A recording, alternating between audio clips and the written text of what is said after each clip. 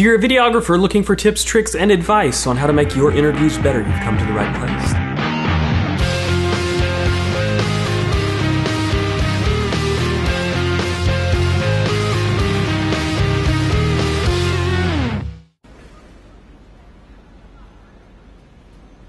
I want to talk a little bit about types of audio gathering devices, but first we need to put them into two big categories. The first category that most live performances like a rock band uses, most of those microphones are going to be what's called dynamic passive microphones. And so what it means is that they, when they receive sound, they create a small electrical charge and the equipment reads that small charge as an audio signal. Most of the video microphones that are being used today are not dynamic microphones. They're what's called condenser microphones. And the big difference is that the microphones don't create an electrical charge themselves, but an electrical charge has to be run through a condenser microphone so that it can then read out a signal. And so the main difference is what's called phantom power. With all condenser microphones, what you need is you need a power source. Now, most cameras that you get that are professional cameras nowadays have phantom power on them. And so you want to look for that when you're buying your camera or whatever. You need a camera with phantom power if you want to use modern professional microphones. So most of the mics that are going to be used for videography are going to be condenser mics. And so let's talk a little bit about the different types of mics that are used for video production. The most common type of mic on low budget interview productions are lapel mics. And I've got one right here. This is a type of mic that you clip to your shirt. You've probably seen them in interviews on the news, whatever. The thing about this mic, this is a condenser mic, so it's fairly sensitive, but it does well only at close range. This is not a type of mic that's designed to pick up audio from across the room. This type of mic needs to be fairly close to the audio source. That's why we clip them to the lapel, to where it gets its name. So it needs to be close to the source. So this mic does best if it's near the person talking, and it is. This has a 1/8" plug that goes either into a wireless unit or a wired unit. Either way is fine, but you need phantom power. So you need a unit that will power this microphone. So that is a lapel. Another big category of microphones in video production is called a shotgun mic. This is a small shotgun mic. A lot of shotgun mics are actually bigger than this, but it's a shotgun mic. It's directional.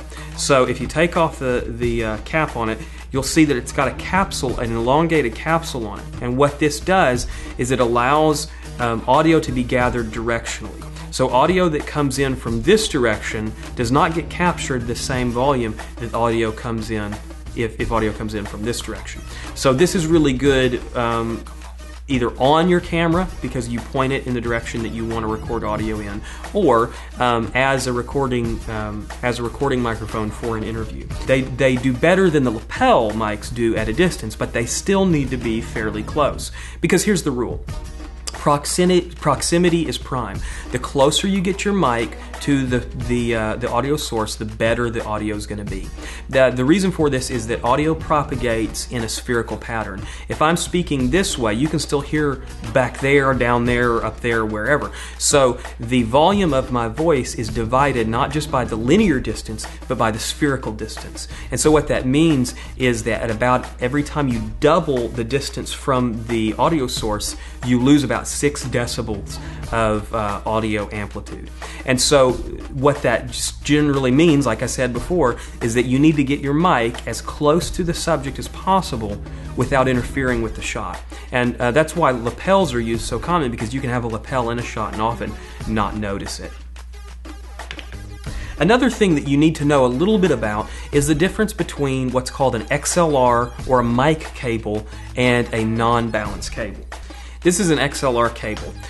You probably have heard it called just a mic cable. It's got 3 prongs in the tip.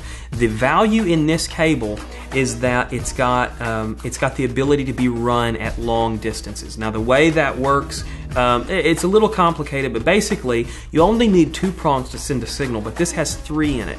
And so what it's doing is it's testing the signal that it gets against the second signal that's being sent that it gets. I know that's a little confusing, but suffice to say, this is a better, safer way to send your audio signal than an unbalanced cable.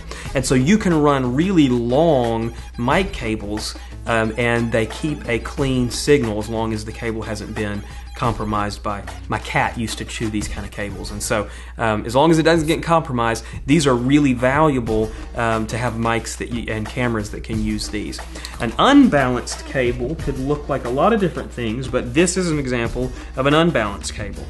This is a little cheap lapel microphone, and what it has is an 1/8 inch plug on the end. Now, the problem with this is it doesn't have that sort of backup line inside there. So when you run a cable like this long distances, you're going to get buzz and noise, and it's gonna create a bad signal. So all that to say that it's important to use XLR or mic cables. So what that means is, the best case scenario, you get a camera that has XLR inputs or mic cable inputs, and you use microphones that have microphone inputs. Another, not a different category, but another option for audio is wireless. This is a Sennheiser wireless receiver. This is a transmitter. On this, I've got a little unit that can click onto the top of a camera, and the microphone clicks into this, and it sends a signal. I'll give you my opinion on wireless. Wireless is good as long as there's no interference, and you can never be assured that there won't be interference on at least some channels. Most good wireless, though, you can choose different channels. This one probably has hundreds of different options, and so usually you can weed out interference, but the problem is, if you're on a tight schedule and you need to do that, it can be a little frustrating. So don't skimp. If you're buying wireless microphones, don't skimp on them. You need to spend the money to get good wireless stuff if you want to use wireless. I try to avoid using wireless most of the time, especially for interviews. There's no reason, if you're not walking somewhere, to use a wireless. You might as well use a boom mic like I'm using right here. Plug it in directly.